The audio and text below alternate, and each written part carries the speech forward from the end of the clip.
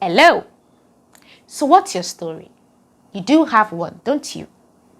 Everyone has a story. And in this episode, I want to share with you 3 things you should never do to your story and 3 things you should do instead. Join me again.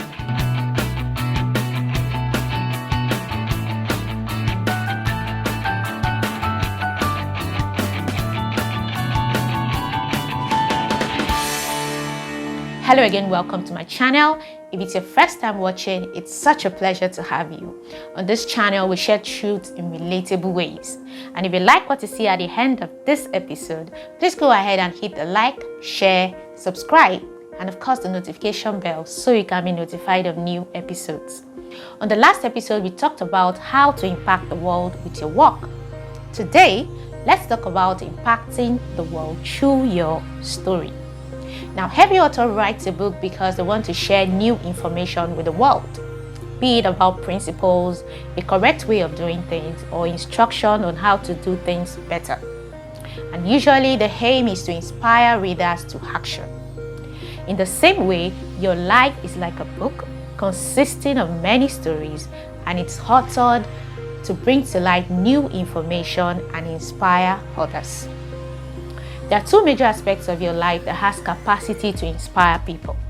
There's a work, like we discussed in the last episode, and then there's a story, things that happen to you, most of which you have no control over, like your place of birth, your background, your circumstances, happenings around you. And it is these things that distinguish you and set you apart from others. In other words, many people do great work, but what distinguishes them is their story. The United States of America has several past presidents, but not 2 of them are African American. Not 2 of them had the same story as Barack Obama. Now, many of us have a hard time accepting these aspects of our lives that we have no control over, but they are the very things that make our stories worth telling. If you picked up a book and there was no single plot twist, no conflict, no unexpected event, that would make for a boring read, wouldn't it? Imagine that there was never a war in Israel, and Uriah didn't have to go to war, and David was not splurging in the palace when he should have been on the battlefront. Then we would never have heard of Bathsheba. But for those unique circumstances that were totally out of our control, best case scenario, Bathsheba would have lived happily ever after with Uriah, maybe raised wonderful children, and die at a good old age. But there would never have been that story of redeeming love and grace that we tell today.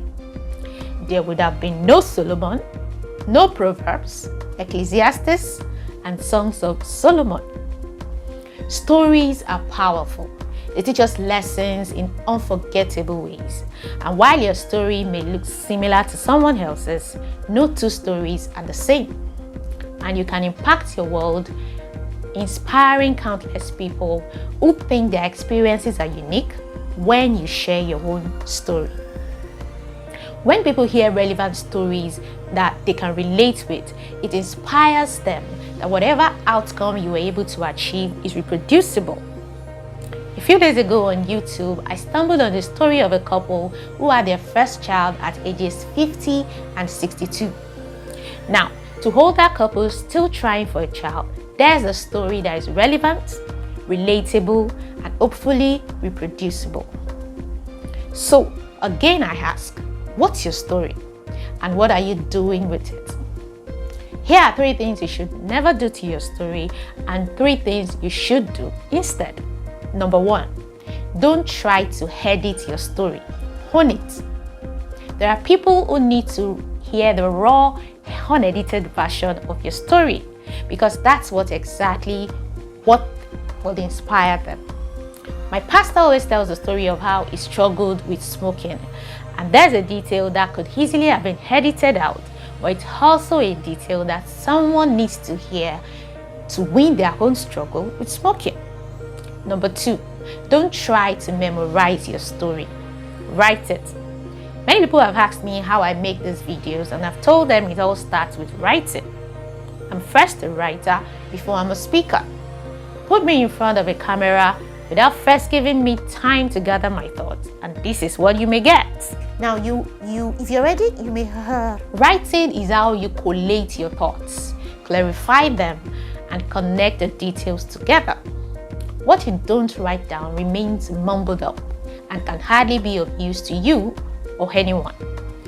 And the things you write down are the things that can be passed on to the next person or the next generation. Number 3, don't try to hide your story. Share it. There's this tendency to want to wait till you have things all figured out before you start sharing your story. But you don't necessarily have to do that. Sometimes when you share your before, it makes people appreciate you after better. In one of my early Facebook posts, when I was starting out on this part, I shared my confusion and uncertainty about what I wanted to do. And today, if anyone with a similar confusion reads that Facebook post, it will make it clear that the outcome that I have today is reproducible. Let me leave you with this thought. You have a story. Your story is relevant. Many others can relate with it, but those people may never be able to get the positive outcome that you have if you don't own your story. Write it down and share it with them. Never forget, sharing your story is a way to impact your world. That's it in this episode. I remain your host, Ajidara. Thank you for watching. Don't forget to like this video so others can get to see it. Share and subscribe if you haven't. I'll see you in the next one. Stay inspired.